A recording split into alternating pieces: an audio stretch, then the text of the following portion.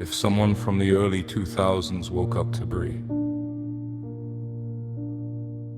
they wouldn't ask what year it is. They would ask why everything feels urgent, even when nothing is really happening.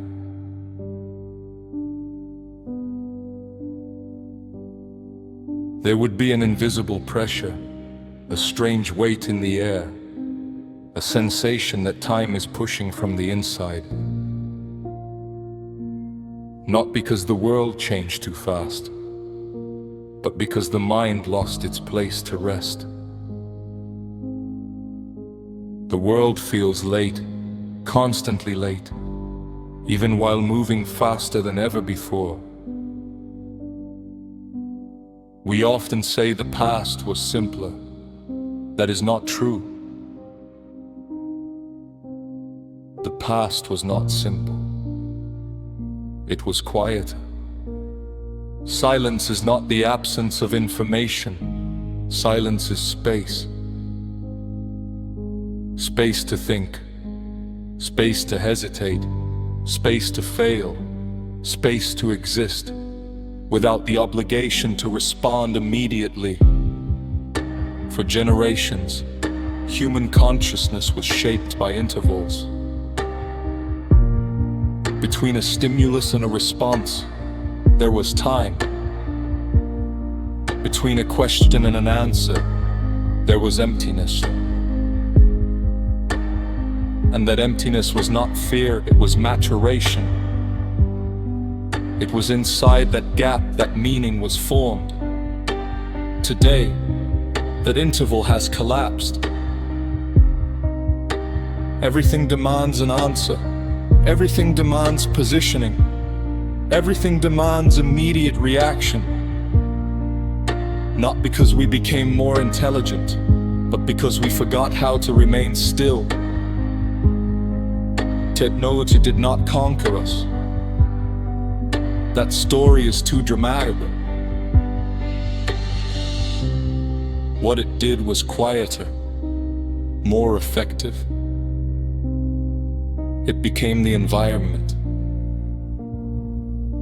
And when something becomes the environment, it becomes invisible. No one notices the air they breathe until breathing becomes difficult. In the same way, no one notices a mental transformation while they are still able to function. Patterns move silently across generations. Decade after decade, speed accumulates. Not by decision, but by inheritance. A rhythm passed forward without language, without awareness.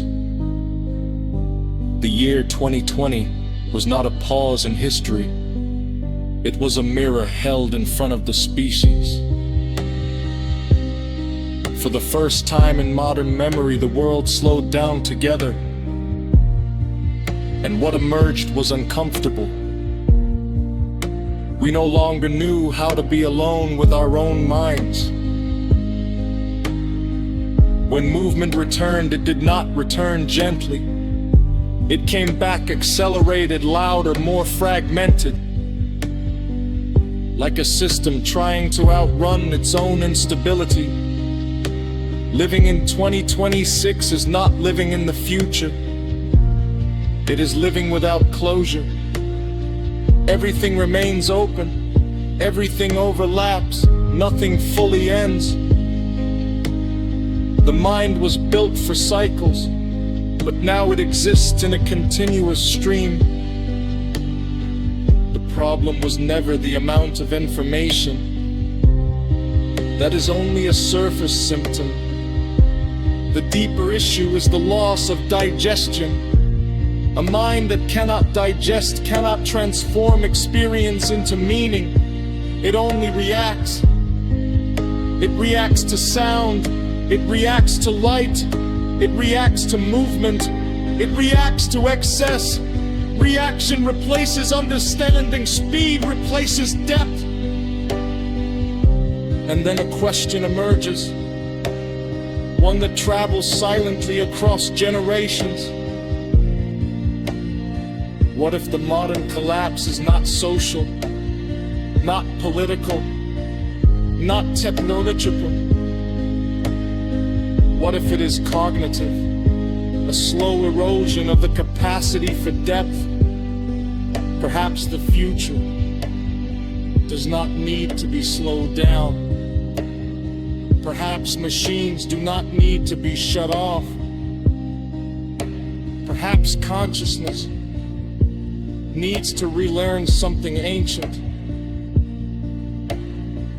The ability to pause, to stay with silence, to hold emptiness without immediately escaping it.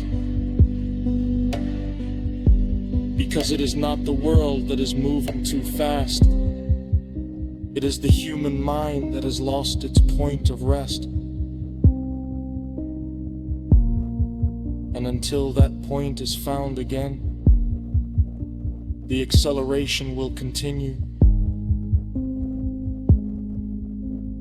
even without direction.